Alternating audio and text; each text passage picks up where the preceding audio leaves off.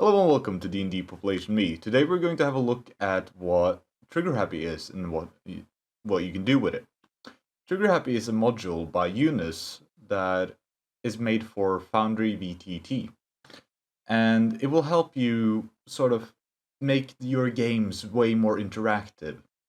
Trigger Happy is useful in a number of different purposes, but it is useful because of it triggers something, right? It sort of works like a pressure plate. When you step on A, B happens. And you know when you walk into a room and a dialogue starts playing, that's sort of the thing you can do with Trigger Happy. You can open sheets, play music, teleport, make traps, and a lot more.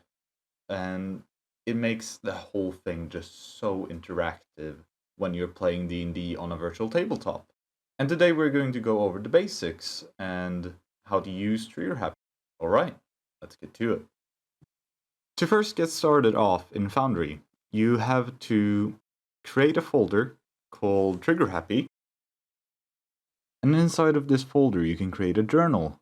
But don't call it Trigger Happy, call it anything else than Trigger Happy, please, as it might cause some bugs. I'll call mine Triggers. So inside of my Trigger Happy folder, we have triggers. Cool. So with this, we can make anything we want, really. So when they enter this room, I want my character, this is my player, to talk to this orc that is standing there. This orc is going to tell this person that there is a note on the table. To do this, we have a dialogue. I've created a journal. Actor 2, he says, "Hello there, sir. They left a note for you on the table." Right. So we go into triggers. We want edit. This actor, just drag and drop. We want them to say this. So when they click Actor 2 dialogue will pop up for them. Save entry. Close.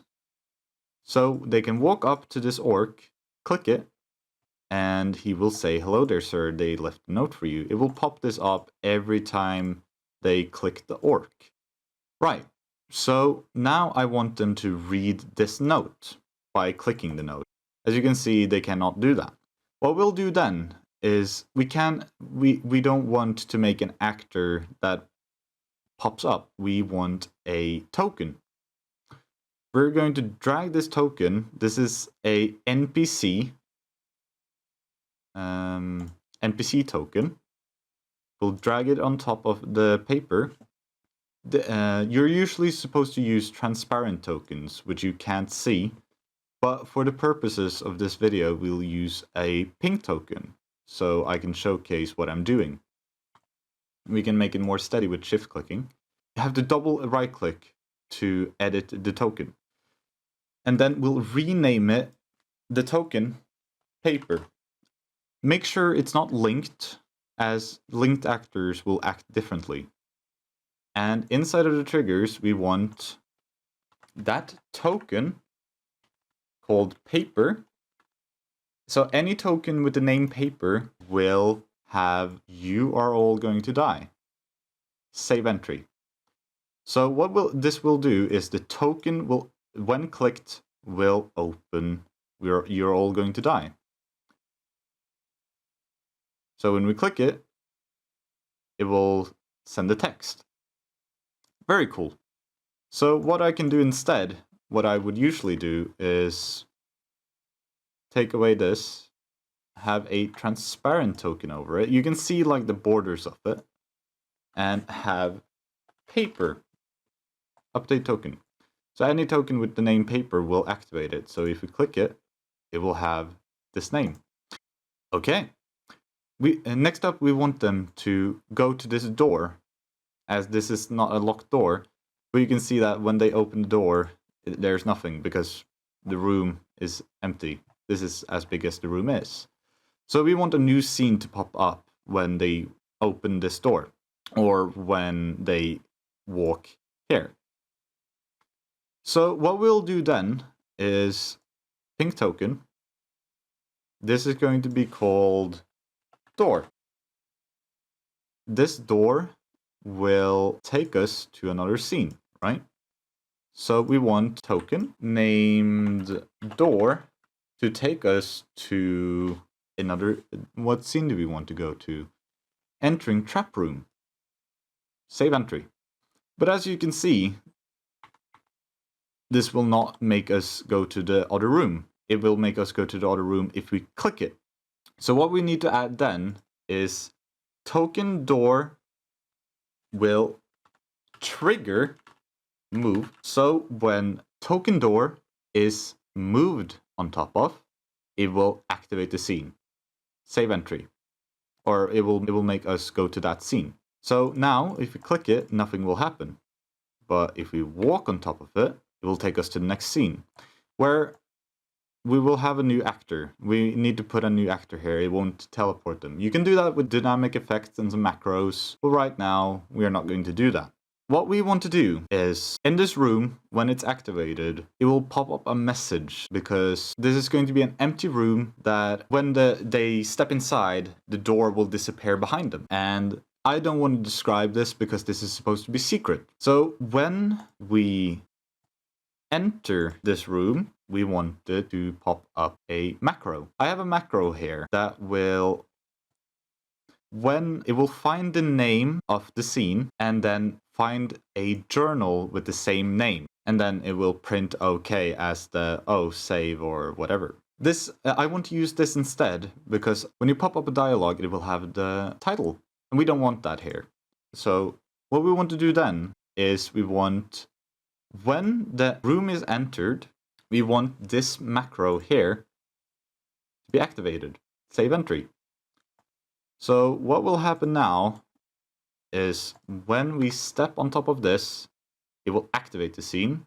And when the scene is activated, it will activate the dialogue with the name of the scene. What you can see here is empty room, but it is named entering trap room, which is the same name as the dialogue. And it will pop up this message for the player. And you can see OK. So in this room, we want there to be a flail. A flail they want to inspect. So I don't have a flail token here, but we will have a pink token. We will name this token flail.